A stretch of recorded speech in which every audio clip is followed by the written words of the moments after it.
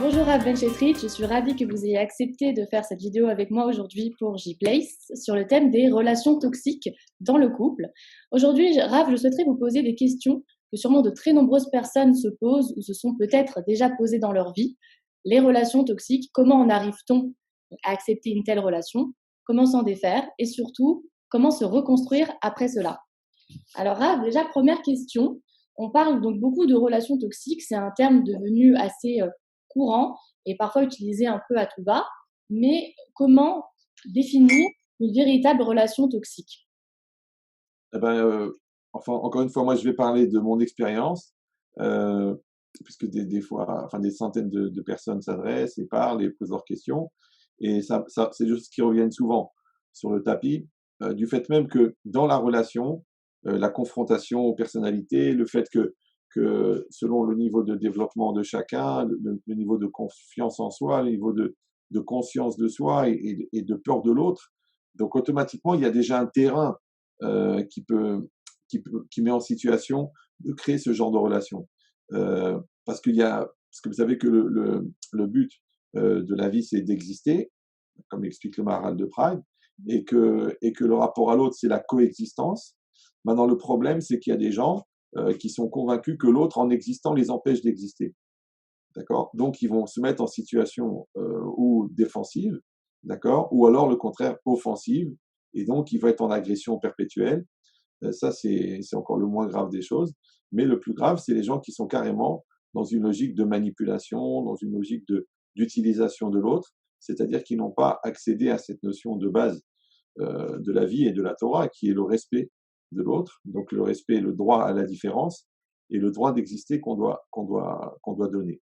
Si on n'est pas capable de le faire, automatiquement, ça va générer des relations comme ça, des tensions, des mal-être. Et malheureusement, comme la confrontation à l'autre, eh ben, c'est une réalité de tous les jours. Donc automatiquement, les opportunités de rencontrer ce type de tension, elles existeront toujours. Que ça soit au niveau personnel, au niveau du couple, au niveau professionnel, au niveau communautaire, au niveau voisinage, il y aura toujours cette possibilité malheureusement qui existe. Mais encore une fois, on est plus dans une logique de construire la personne qui va subir l'agression plutôt que d'éliminer la personne qui génère l'agression. Exactement. Merci beaucoup Rav. Mais comment se fait-il selon vous que l'on puisse arriver à accepter une telle relation pour les personnes qui sont sous emprise par exemple ou qui vivent une relation de ce type? Comment se fait-il qu'elles en arrivent à accepter cette relation? Alors, la logique, elle est très simple. Moi, je dis, quand les gens m'appellent, ils me disent, voilà, il m'a insulté, ou elle m'a crié, ou il m'a frappé, ou il m'a harcelé. Moi, je dis, écoutez, une chose qui arrive une fois, c'est un accident. Mais une chose qui dure 10 ans, c'est un phénomène. Or, un phénomène ne peut se perpétuer que si tous les participants au phénomène participent à la perpétuité du phénomène. Vous me suivez ou non? Oui, Donc, quand vous me parlez par exemple, de la gravité de la culpabilité du bourreau, moi, je vous parle de la complicité de la victime. Bah oui, parce qu'une fois il lève la voix, bah, tu te laisses faire ou tu te laisses pas faire. Une fois il crie, une fois il frappe, tu te laisses faire ou tu te laisses pas faire. Mais à partir du moment où on rentre dans une logique où, entre guillemets, on accepte, encore une fois, c'est pas pour accuser ou pour condamner. Et genre, à la limite, c'est de ta faute, non seulement t'es victime, en plus c'est de ta faute. Non, c'est pour faire remuer la personne à l'intérieur et puis qu'elle prenne conscience que s'il y a une possibilité comme ça, que l'autre s'immisce dans ma vie, me terrorise, me manipule, ça veut dire qu'il y avait un espace pour ça. Alors, il y a une phrase de Ben Chetrit, si vous avez entendu parler de lui. Ouais, il a dit une phrase comme ça: le degré de pénétration des agressions extérieures dépend du vide intérieur. C'est-à-dire que si je suis plein à l'intérieur, ça rebondit. Si je suis vide, ça pénètre. Pour ça, je donne toujours l'exemple: si tu mets un coup de batte de baseball dans un rocher, eh ben, la batte de baseball, elle rebondit parce que le rocher, il est plein. Mais si tu tapes dans un vase, le vase, il explose parce qu'il est vide. Donc l'onde de choc rentre dedans et elle essaie de ressortir et en sortant, elle explose le vase. Donc ça veut dire que qu'il y a un espace à l'intérieur pour recevoir cette, cette agression, d'accord? Et ça s'appelle le vide de soi, ça s'appelle le manque de respect de soi, le manque de construction personnelle, mais aussi le manque de bitachon, le manque de confiance en Dieu. Ça veut dire que, pour ça qu'en français, le mot personne, il a le sens de personne et personne, ouais, d'accord? Mm. Maintenant, il faut le respect de la personne, il faut le droit à la personne. Et d'un autre côté, personne, c'est personne.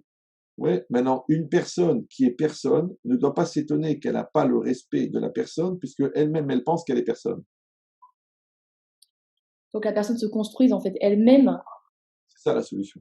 et remplisse son vide intérieur avant de se mettre dans une relation finalement Bah oui, ouais, parce devient que toxique. même en cours de relation, ouais. Parce que moi, j'ai des gens qui m'appellent qui sont vraiment dans un désarroi et tout ça. Si c'est vraiment dangereux, si on parle maintenant de violence physique ou ton, ça c'est sûr, il faut appeler la police, il faut porter plainte, ou il faut au moins menacer de porter plainte, il faut en parler à des gens. On ne parle pas des cas de réel physique, mais les harcèlements invisibles, d'accord, les pressions, les choses comme ça, les mauvais mots ou l'immaturité, d'accord. Il Oui. suffit que l'autre, il ait, encore une fois, un manque de maturité pour penser que ça, la manière d'être et la manière d'agir et la manière d'influencer, eh ben, c'est justement de mettre la pression et tout. Donc, c'est comme quand on est au bord de la mer, ben, il y aura toujours la mer, et il y aura toujours du reflux, et il y aura toujours des vagues. Donc, la question, elle n'est pas de savoir, pourvu qu'il n'y ait plus de tempête. La question est de savoir, est-ce que je vais fabriquer une digue qui pourra supporter les tempêtes? Et ça, c'est la construction personnelle, la force d'affirmation, la manière de régénérer son réservoir de joie, et puis le fait d'être plein, d'être pleine à l'intérieur, d'être construite. Et c'est ça Shalem. Parce que Shalem et Shalom, c'est le même mot. Shalem, c'est entier, et Shalom, c'est en paix. Maintenant, pour être en paix à l'intérieur, il faut être entière. Maintenant, l'autre ne peut m'agresser que parce qu'il y a du vide en moi. Ça veut dire que la force du fort, c'est la faiblesse du faible. Très beau. Parce que parfois certaines personnes se construisent justement dans la relation, ils ont du mal à être heureux eux-mêmes avant d'être en couple, et c'est assez difficile. Et justement, comment bien vivre son célibat quand on est célibataire? Il y a des personnes qui le vivent très mal et souhaitent vraiment trouver le bonheur dans le couple et ont du mal à se trouver eux-mêmes finalement. Selon vous, Rav, comment faire pour bien vivre son célibat et se remplir intérieurement avant d'être dans une relation de couple? Ben, d'abord, il faut savoir que, bon, je ne vais pas faire de la publicité, mais 90% des cours, ils sont basés sur ça. C'est-à-dire, parce que derrière Eretz Kadma la Torah, ça veut dire que c'est pas la politesse passe avant la Torah, c'est la silhouette psychologique qui va accueillir et utiliser, optimiser la Torah, elle passe avant, ça veut dire que je dois construire ma personne pour pouvoir ensuite utiliser. Maintenant, la Torah, elle va optimiser mes capacités.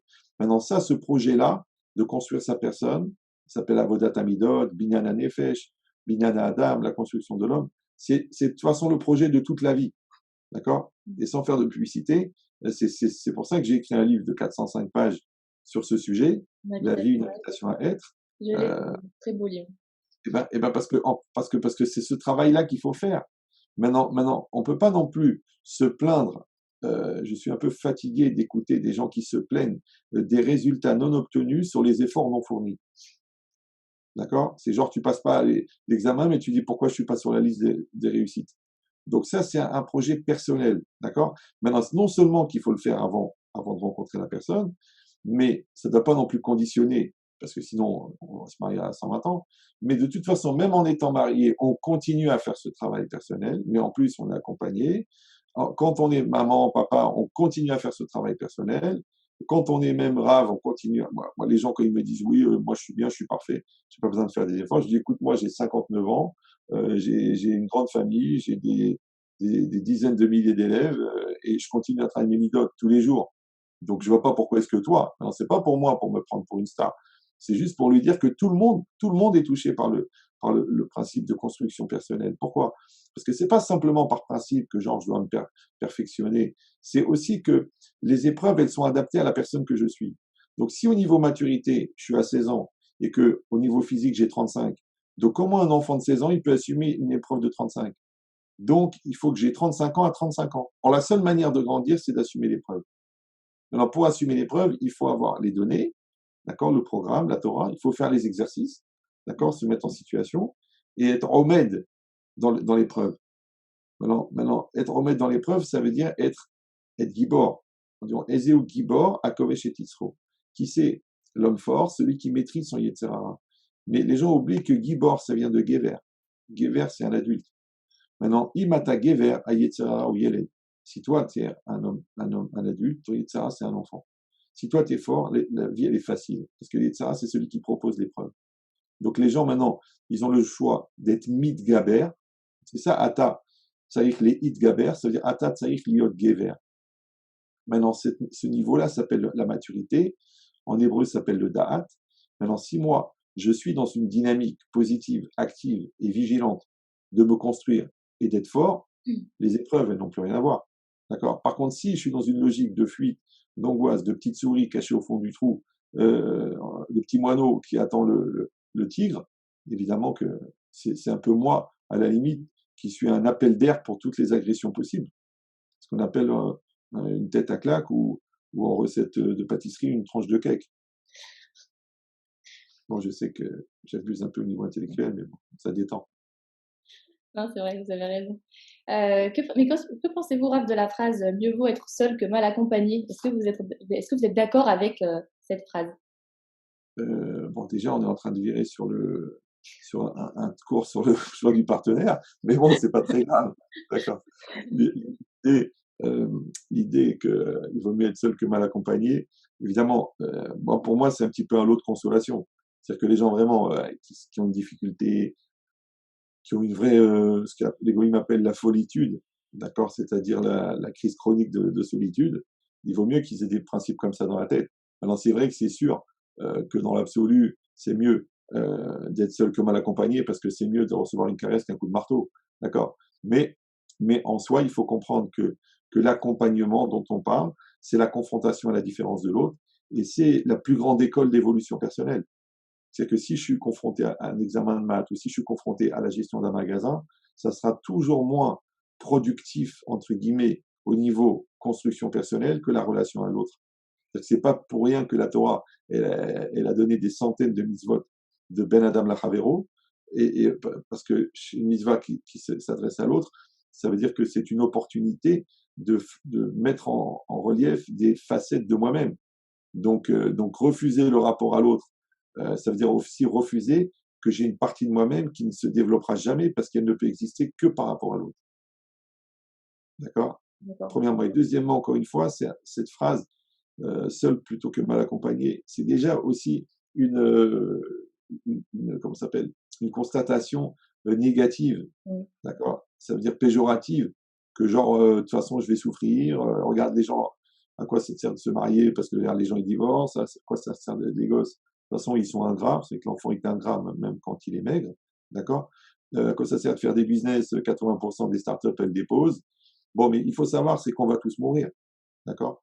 Donc, si tu penses à la mort toute la journée, il vaut mieux se dire que tu mourras le jour de ta mort, d'accord? Et que de devancer la peine n'a aucun intérêt. Parce que quel intérêt de mourir de son vivant? Donc, tout ce qui est dans une logique négative et péjorative et angoissante, il vaut mieux l'exclure. Ah, maintenant, si quelqu'un, encore une fois, il est vraiment avec une personne dangereuse, alors c'est sûr que pour lui, cette phrase, elle s'applique, parce qu'il vaut mieux qu'il s'éloigne, donc il vaut mieux qu'il soit seul que mal accompagné. Mais il ne faut pas que ça soit un a priori de vie, parce que sinon, à chaque fois que je vois quelqu'un, de toute façon, il y aura des défauts. Ouais, et par rapport à ça, je vais dire, oh ben, attention, il vaut mieux être seul, et tu seras toujours seul.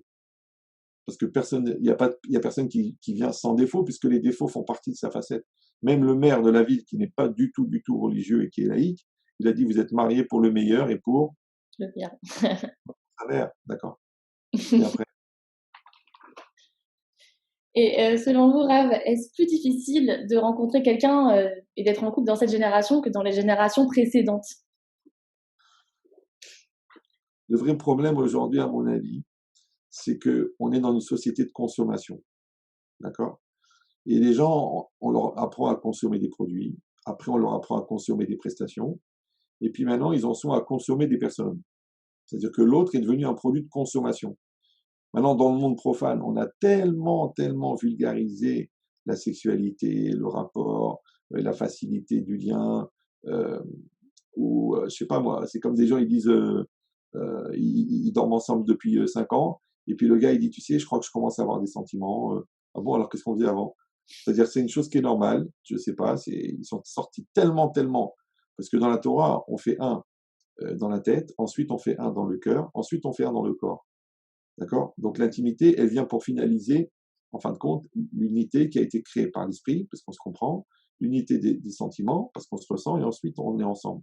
Maintenant, la société, elle est tellement tordue, elle est tellement à côté de la plaque, elle est tellement à l'envers, que même ça, aujourd'hui, c'est plus une référence. Donc, si les gens sont dans une logique comme ça, complètement laïque, et une logique de consommation, eh ben, évidemment que ça va être difficile le couple. C'est normal. Pourquoi? Parce que qui c'est qui peut manger la même pizza pendant toute sa vie?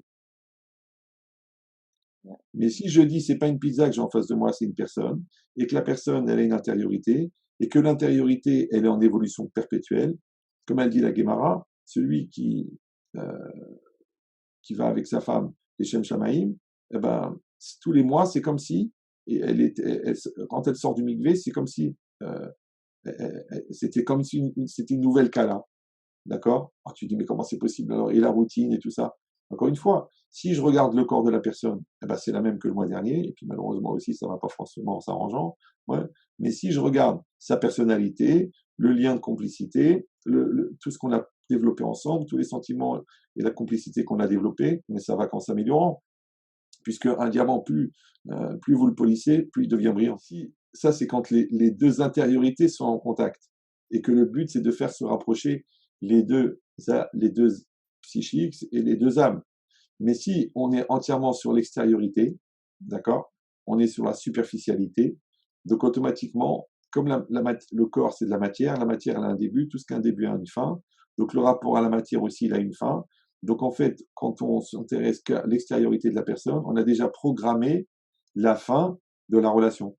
C'est pour ça qu'aujourd'hui c'est plus difficile le mariage, parce que comme les gens sont des consommateurs, et ils sont arrivés même au niveau du khat parmi, carrément, ça veut dire on prend, on jette les relations Kleenex.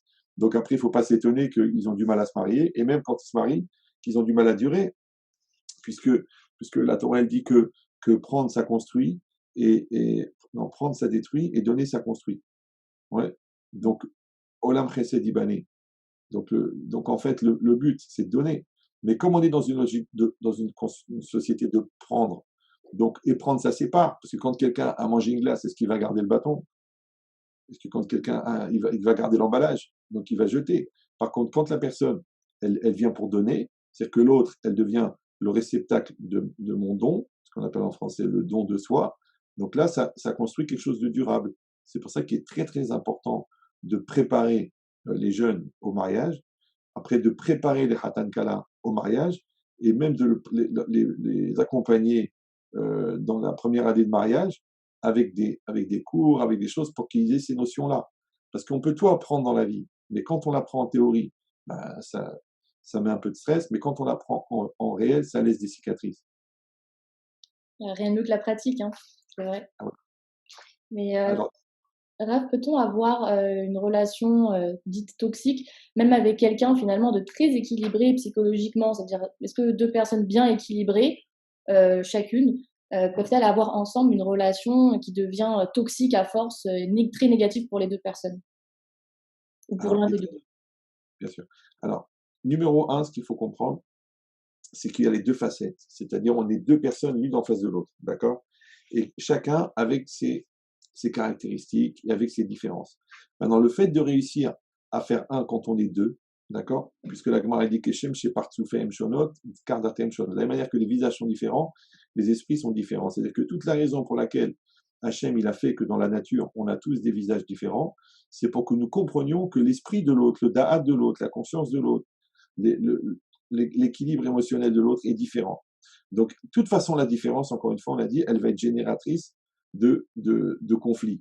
Maintenant, fonctionner avec la différence, il y a beaucoup de lois, d'accord, comme le Lekaf Zurkut, voir l'autre positivement, la communication, communiquer commun, comme un, la communion, tout ça, tous les efforts qu'on fournit pour faire un avec l'autre, d'accord, et ben c'est ce qui va faire. Maintenant, ça, c'est la base.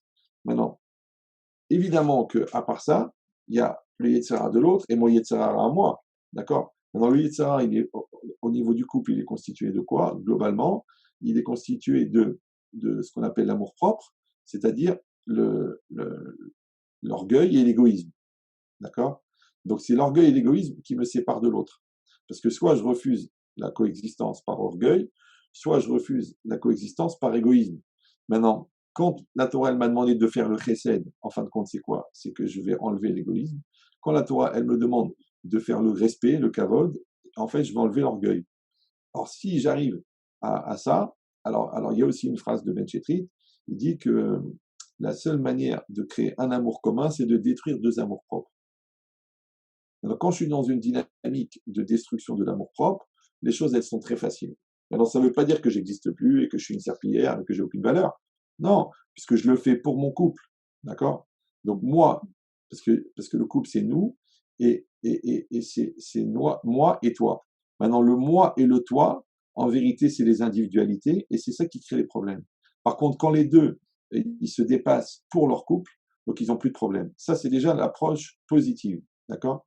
Maintenant, l'approche négative, c'est que, eh ben, même si on est bien tous les deux, toi tu es bien, moi je suis bien, étant donné qu'il y a une mitzvah de faire un, parce que Ahava, l'amour, c'est la même gematria que Echad, c'est un, et comme que chaque mitzvah a son Yetzirara, donc par exemple la mitzvah, le Yetzirara de la prière, eh ben, c'est de se déconcentrer, parce que la mitzvah c'est de se concentrer. La mitzvah dans le Kriyat Shema, c'est de lire doucement, donc le Yetzirara c'est de lire vite. Eh ben, la mitzvah dans le couple, c'est de faire un. Donc, le Yetzirah, c'est de faire deux. Donc, comme le Yetzirah, c'est de faire deux, donc on doit lutter contre ce qui nous sépare. Maintenant, même dans un couple, entre guillemets, qui est équilibré, ouais, il y aura du Yetzirah, parce que c'est ça la mitzvah. C'est-à-dire de lutter contre ce qui nous sépare, de mettre en place des ponts, des échanges, de la reconnaissance, tous les ponts qu'on va pouvoir créer. Donc, si les relations elles deviennent toxiques, c'est parce que on n'a pas compris que malgré qu'on est équilibré, on a quand même un effort à fournir pour construire ce couple. Pour ça que vous trouvez des gens, moi j'ai vu dans les gens que je reçois, des fois deux personnes super équilibrées, super sympathiques, super cool. À l'extérieur, ils ont chacun 1 million d'amis, mais les deux, ils n'arrivent pas à se voir. Ils ne peuvent pas se voir. Et pourtant, ils ne sont pas aveugles, mais ils ne peuvent pas se voir. D'accord? Alors je dis, c'est quand même bizarre, non? Vous êtes sociable, lui, il est sociable, et vous deux, ah, mais vous le connaissez pas, ah, il a une face cachée, ah, il me saoule, ah, il me prend la tête, elle est folle, elle est hystérique, elle est comme sa mère, elle est comme... Bon. Alors je dis, c'est très simple, en vérité, ils n'ont pas compris que quand il y a une mitzvah de faire un, il y a un yetzara de faire deux. D'accord? Donc même entre des gens équilibrés, il peut y avoir une forme de toxicité. D'accord? Mais qui n'est pas forcément volontaire, qui n'est pas forcément recherchée, mais qui vient naturellement parce que quand on n'est pas dans une logique de sourmera, ouais, ou dans une logique de acétov, donc de s'éloigner de mal ou de faire le bien, c'est-à-dire que si on ne construit pas de manière active et positive la relation, automatiquement, il va se créer, c'est-à-dire les fractures, elles vont s'augmenter, le manque de communion, il va générer plus d'incompréhension, les compréhensions, ils vont créer des malentendus, les malentendus, ils vont créer de la frustration, de la susceptibilité, qui va générer de la haine, de la rancune et de la vengeance. Sur la base de quoi? Du manque de communion. D'accord? Maintenant, si on appelle ça une relation toxique, oui, effectivement, c'est aussi une forme. Mais c'est normal qu'on doit s'en occuper de manière active. Maintenant, encore une fois, on ne peut pas se plaindre qu'on n'a pas les résultats, alors qu'au fond, on n'a rien fait pour que ça fonctionne. Ouais, c'est un travail d'une vie, au fond. En fait, C'est pour ça qu'on est sur Terre. Sinon, on serait déjà au ciel. Mais Raph, certaines personnes ont peur d'être seules, peur parfois de perdre une relation à laquelle elles tiennent ou de ne pas trouver quelqu'un avant longtemps. Et donc, elles acceptent de subir parfois des choses qu'elles ne devraient pas forcément accepter, juste pour ne pas perdre la personne en question. Donc, elles vont pardonner, se culpabiliser. Il y a tout un schéma, un cercle vicieux, parce que souvent, la personne qui a une emprise va venir s'excuser, revenir. Bon, c'est un cercle vicieux. Donc, comment faire, selon vous, pour se défaire de ce schéma, de ces peurs, pour ne plus avoir peur de la solitude et pour ne plus avoir peur de la solitude, finalement. Alors, d'après ce qu'on a répondu dans la question, je ne sais plus combien, ouais, on a dit que tout ça, ça vient d'un terrain. C'est-à-dire que si j'ai un terrain de vide, un terrain de fragilité, d'accord? Donc, quelque part, c'est moi qui attire ce genre de personnes, premièrement. Deuxièmement, si on parle d'une personne qui, entre guillemets, est normale, et que moi aussi je suis normal, d'accord? Donc, le fait d'avoir peur de perdre ou de laisser l'autre se conduire d'une certaine manière, c'est dangereux. Pourquoi? Parce que quand j'accepte des choses, j'accepte des écarts, j'accepte des comportements odieux, en fin de compte, qu'est-ce que je fais? J'entretiens l'autre, d'accord? Moi, j'ai vu des gens qui m'ont dit, mais Armel Chétrit, elle n'a jamais rien dit pendant 20 ans, qu'est-ce qui lui prend aujourd'hui? D'accord? C'est très bizarre. C'est-à-dire que non seulement il est bourreau, c'est comme si moi je vous tords le nez et je vous dis, mais je comprends pas pourquoi t'as mal, moi ça me fait rien. Ouais, donc maintenant, donc moi déjà, je dois pas être complice de ça, premièrement. Et deuxièmement, c'est un chicoul, c'est-à-dire, qu'est-ce que ça me coûte et qu'est-ce que ça me rapporte? Moi, souvent, j'ai eu des femmes qui m'appellent, qui disent, regardez, quel comportement, tel comportement, tel comportement. Et je pose la question, la plus idiote du monde. Je dis, mais est-ce que c'est quelqu'un qui ne peut pas changer ou c'est quelqu'un qui ne veut pas changer? D'accord? Maintenant, si c'est par rapport à un manque à gagner, ça veut dire j'aurais aimé qu'il soit comme ça. Ouais. Ou si c'est par rapport au fait qu'il est agressif, il est dangereux. Vous me suivez ou non? C'est ou que c'est une déception, ou alors c'est parce que j'aurais voulu mieux, ou alors parce que vraiment il est néfaste. Maintenant, si il est néfaste et qu'il ne veut pas changer, donc ça veut dire qu'il faut le mettre en situation de changer. D'accord? Une thérapie, un couple, je sais pas moi, des amis, un rave. Bon, s'il ne peut pas changer, d'accord? Ça veut dire que c'est sa nature, ou alors il est limité intellectuellement, ou alors il est atteint de psychorigidité, c'est-à-dire que son cerveau est devenu un os, d'accord? Donc à ce moment-là, ce qu'on appelle en français, faut vivre avec, il faut faire avec. Maintenant, si c'est des choses qui, la Torah a donné le bitul berov, d'accord? Ça veut dire que s'il y a une majorité de positifs et une minorité de négatifs, donc ça s'annule dans la majorité, d'accord? C'est que si c'est quelqu'un qui a son petit caractère, mais à part ça, il est gentil, il est sympathique, il est beau, il est riche, il est généreux, il est religieux, il est équilibré. Bon, mais à part ça, il oublie de sortir la poubelle, il refuse de faire la vaisselle. On peut faire bitul berov, d'accord? Mais si, dans le rapport, il y a plus de négatifs que de positifs, et comment on le sait? Parce qu'on est déstabilisé, d'accord? Donc à ce moment-là, il faut bien réfléchir. Que si je conserve la relation, mais que 10 ans après, je fais une dépression parce que je suis brisé intérieurement, ça veut dire que ça me coûte plus cher que ce que ça me rapporte. Donc il faut avoir l'intelligence de le faire. Ah, maintenant vous allez dire oui, mais c'est difficile parce qu'on a des sentiments. C'est pour ça qu'Hachem, il a donné un cerveau. Parce que le cœur, c'est comme la jeune fille amoureuse, et le cerveau, c'est comme la mère de la jeune fille. Alors elle lui dit, écoute, il n'est pas sérieux, il te respecte pas, il drague ta sœur, ouais, il se conduit mal, il te dit des gros mots. Alors tu dis, oui, mais maman, tu le connais pas, mais de toute façon, c'est pas grave. Alors c'est la logique de l'usure. C'est quand vous tapez avec un marteau sur le béton, ça casse pas tout de suite. D'accord? Vous tapez, ça fait rien, vous tapez, ça fait rien, vous tapez, ça fait rien, vous tapez, ça fait rien. En fait, ça fragilise la structure à l'intérieur. Puis un jour, ça casse. Donc les gens, ils vont pas faire un burn-out ou une dépression ou craquer d'un seul coup pour un événement. En fait, ce sont des centaines et des centaines de coups qu'ils ont subis qui créent cette fragilité. Et après, c'est makébépati, c'est-à-dire le dernier coup qui fait basculer la personne dans la souffrance et dans la dépression. Donc, il faut pas croire que notre réservoir de patience et d'équilibre, il est infini. D'accord? Donc, non seulement il faut le savoir, mais en plus de ça, il faut l'entretenir et le préserver. Donc après, c'est un calcul. Maintenant, si la peur de perdre la personne, elle me fait faire des sacrifices qui sont insupportables, donc c'est pas une question de savoir si j'ai peur de perdre la personne, c'est est-ce que moi déjà, je me suis pas déjà perdu. Alors, si vous voulez, on verra les cas personnels après. Non, je rigole.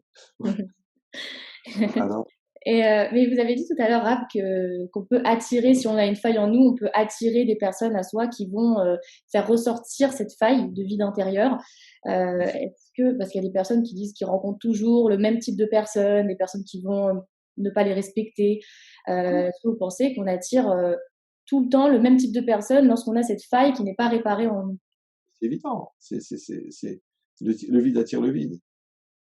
Ça veut dire que, les tigres, ils attaquent pas des éléphants, ils attaquent des agneaux. Donc maintenant, moi, en vérité, non seulement que en étant faible, eh ben, j'attire cette personne-là, mais je vais même inspirer son Yetzirah de me l'envoyer, et même moi, c'est comme un appel d'offres que je fais de mettre l'autre en situation. Pourquoi? Parce que comme la seule manière de grandir, c'est d'être mis à l'épreuve, donc automatiquement, j'attire des gens qui vont m'obliger à grandir. Maintenant, ou moi, j'ai le challenge de dire, OK, l'autre, ben, je vais m'en servir pour grandir, d'accord? Ou alors, je vais continuer à subir. Mais de toute façon, il y aura une réalité. D'accord? C'est comme si le stylo, il dit, oh, comment ça se fait que le bouchon me court après? Mais le bouchon, il va avec le stylo. D'accord? Et le couvercle, il va avec la poubelle. Ou avec la marmite, je me rappelle plus. D'accord? Donc, ça veut dire quoi? Ça veut dire que c'est le lien. D'accord? Alors, moi, les gens, ils me disent, oui, mais Ramet Chetrit, tous les garçons que je rencontre, c'est des gamins. Je dis, mais vous n'êtes pas un petit peu maman, vous? Ah oui, je suis maman, je materne. Ah oui. L'autre, il dit, oui, mais je rencontre que des malades. Mais vous n'avez pas un petit côté infirmière comme ça, Mère Teresa, je te prends en charge, je t'assume. Alors, c'est normal, donc vous attirez les malades. Donc, ça veut dire que la personne, le seul défaut qu'elle a, c'est qu'elle me ressemble. mais en féminin ou en masculin. Donc mes manques, en vérité, je vais les retrouver. Même dans la religion, c'est comme ça. Moi, des fois, ils me disent, Rabbi Chetri, écoutez, cette fille-là, elle n'est pas du tout sniout, elle se met, à Bar Mitzvah, elle monte sur une table, elle se met à faire la danse du ventre. Je dis, ok, mais toi, tu es Shomer Shabbat? Il me dit, non. Je dis, bah, tu vois, elle, c'est dans la pudeur, et toi, c'est dans le Shabbat. Mais vous êtes pareils, les deux. C'est-à-dire, vous avez le même niveau d'incohérence, mais pas sur la même action.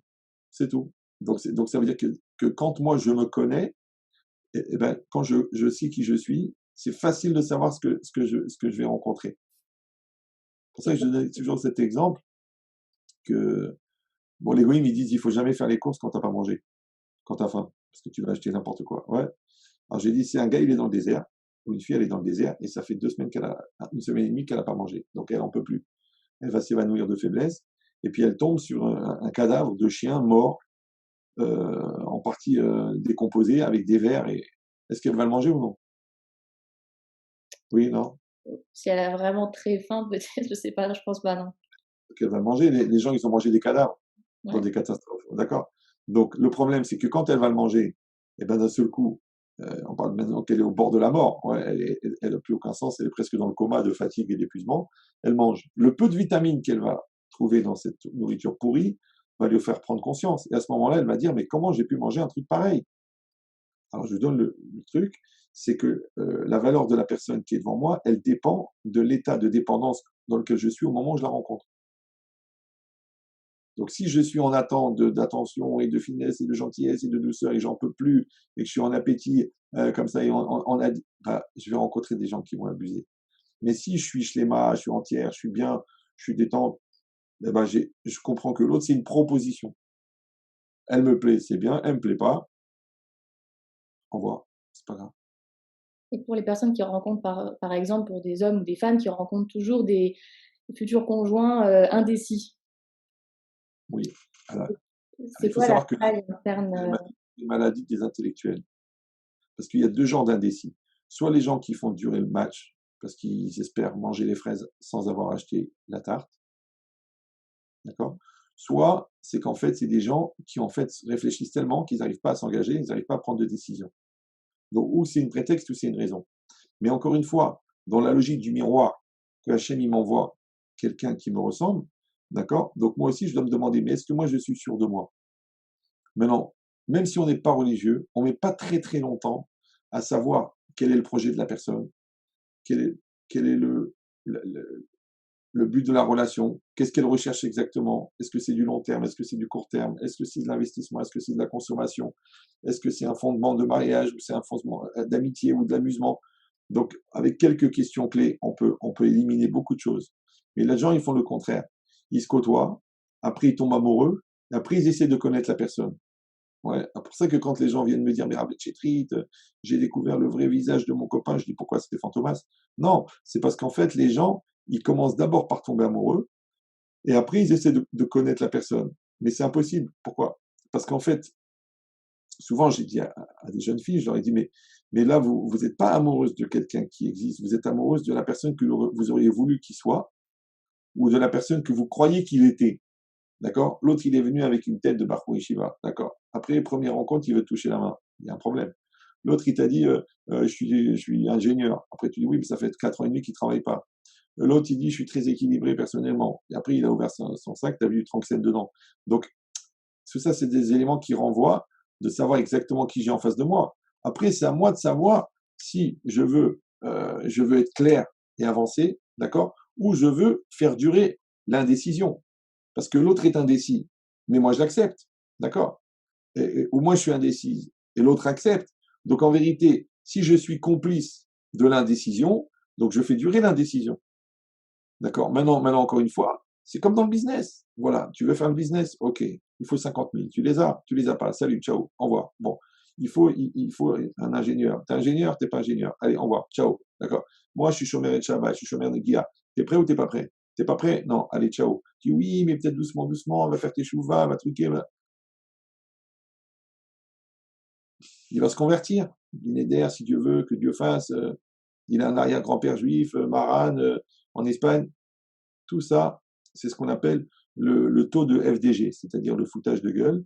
D'accord? Si on n'est pas capable de mesurer combien soi-même on se moque de soi-même, Donc, on peut même pas avancer. Alors après, ça sert à rien de parler de l'indécision de l'autre, puisque moi-même, j'ai accepté que la situation dure. On se voile la face, en fait. Exactement. C'est d'ailleurs, c'est presque comme si on avait porté le masque par anticipation. Est-ce que vous avez déjà vu ou constaté des couples qui étaient dans un schéma assez toxique et qui s'en sont quand même bien sortis? Bah, encore une fois, bah, dans la Torah, ça s'appelle la Teshuvah.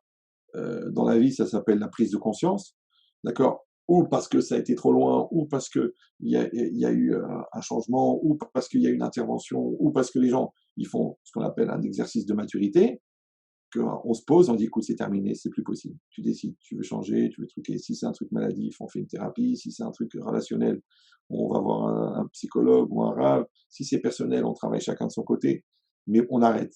D'accord? Quand on fait un arrêt sur image et qu'on démarre un process, au Hachem, j'en ai vu plein qui ont changé, qui ont évolué, qui ont grandi, des centaines. Moi, je passe ma journée à envoyer des programmes à des gens pour évoluer personnellement et au niveau de leur couple. Donc ça existe. Heureusement, Baruch Hashem, sinon on serait tous pendus au grenier. Mais, merci Rav. Et comment retrouver confiance en soi après une telle relation? Comment se reconstruire, oublier les paroles et les actes blessants d'une personne qui nous a fait souffrir? Alors déjà, c'est très très important de comprendre que un événement, c'est un événement, d'accord? Maintenant, quand l'événement il arrive, il a des conséquences. Moi, qu'est-ce que j'ai le choix? Ou je dis bon, j'ai eu la malchance de rencontrer un tordu, mais la vie continue, d'accord? Ou je dis non, j'ai eu la malchance de rencontrer un tordu. Oui, mais chérie, ça fait 8 ans. Ouais, ouais, mais tu comprends, je peux pas oublier, c'est trop difficile. Je suis marqué dans mon corps, dans ma chair, dans ma sœur, dans mon père. Donc, en vérité, moi, comme je dis toujours, il y a des gens, ils ont vécu les camps de la mort. C'était très, très dur. C'était insupportable. Et après, eh ben, ils sont sortis, ils ont créé une famille, et ils ont aujourd'hui 480 petits-enfants. Et il y a des gens, ils sont restés dans la commémoration de la Shoah, comme si quelque part on leur a enlevé le Shoah. D'accord? Donc c'est ça l'idée. Ou tu veux être dans une victimisation, ou tu veux t'en sortir. Bon, l'exemple de la Shoah, il n'est pas très très bon parce que c'est des choses qui sont tellement horribles que c'est très difficile de garantir qu'on peut s'en sortir. Mais étant donné que ça donne une référence qu'on n'en est pas là, parce que finalement ça reste une déception amoureuse, d'accord? Donc ça sera pareil, il faudra faire un travail de reconstruction, il faudra mettre en place des éléments. D'accord, je vous dis, je donne des programmes parce que mes cours, ils fonctionnent comme des études de comportementalisme. Maintenant, vous pouvez faire la même chose, c'est un psy, seulement ça vous coûtera plus cher. Mais les cours en eux-mêmes, si on les utilise avec une certaine méthode, en fait, on fait la reconstruction. D'accord? La joie, la sérénité, le respect de soi, la connaissance de soi, la maîtrise de l'existence, euh, comment savoir régénérer son réservoir de joie. Ce sont des actes nécessaires, des process qui se mettent en place et qui font qu'on évolue. D'accord? Donc, c'est la seule manière de faire. Parce que sinon, ça va être la perpétuité. Déjà c'est interdit dans la Torah de l'auditor de garder rancune, mais pas seulement parce que c'est assourd, mais surtout parce que la Torah, elle veut pas que quand tu restes figé dans ton passé, en fin de compte, tu t'empêches d'avoir un avenir. C'est vrai que parfois c'est dur de voir, d'aller de l'avant. On a tendance à ressasser le passé et il C'est faut. sûr, quelqu'un, il marche dans la rue et il marche sur une expression canine. Vous savez, des fois, les chiens, ils deviennent des artistes, ils produisent quelque chose qu'ils mettent en plein milieu du trottoir. On a marché dedans, d'accord? Bon, et on sent que c'est un problème, on le sent. Donc, qu'est-ce qu'on fait? Ok, ça porte bonheur, d'accord.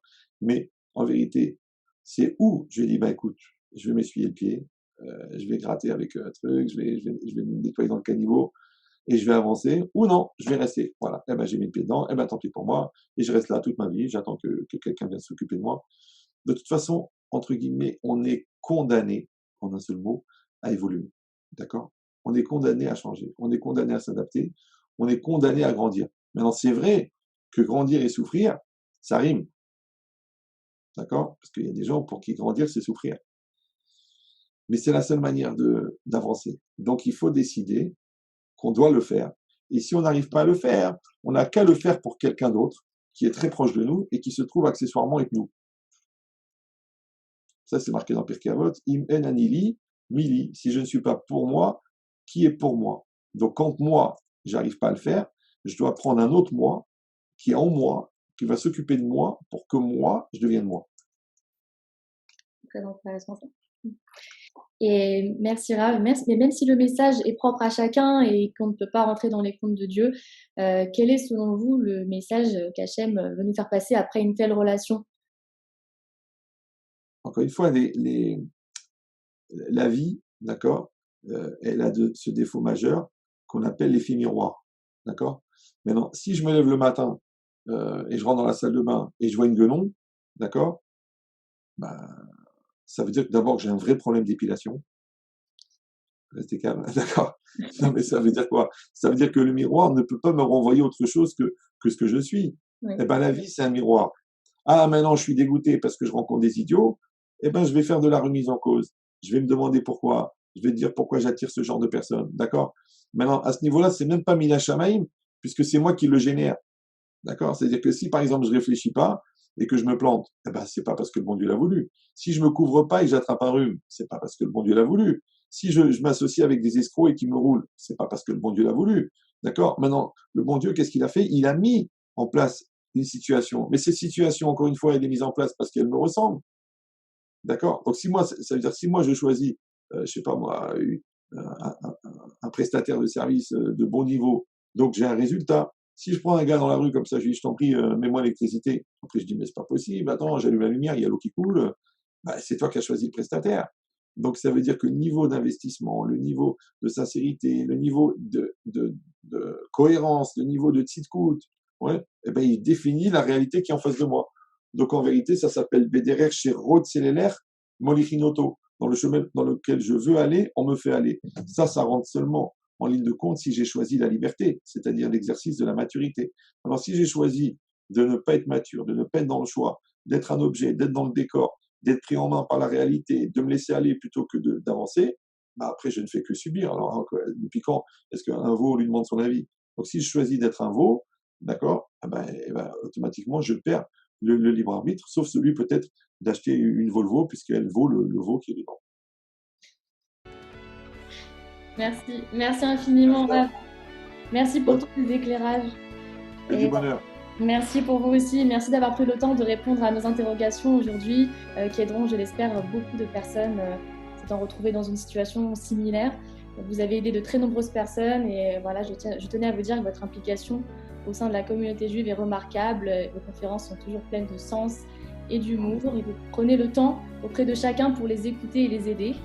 Et je suis ravie d'avoir fait cette vidéo avec vous. Merci encore. C'est à vous. Votre continuation. Merci.